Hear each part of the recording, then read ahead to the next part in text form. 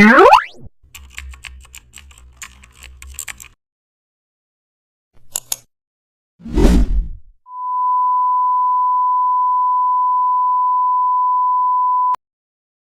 back to the channel. Don't forget to like, share and subscribe for more updates.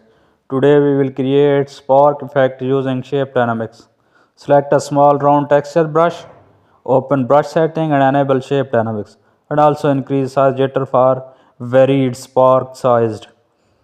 Add angle jitter to scatter their directions, modify roundness jitter for uneven spark shapes, start tapping around a light sources area and add dense sparks near the center, spread lighter ones outward, use soft yellow or orange tones, add glow behind bright sparks, add motion blur for streaks, continue layering until it feels energetic. Shape dynamics builds natural spark movement, and that's how your paint glowing sparks. Thanks for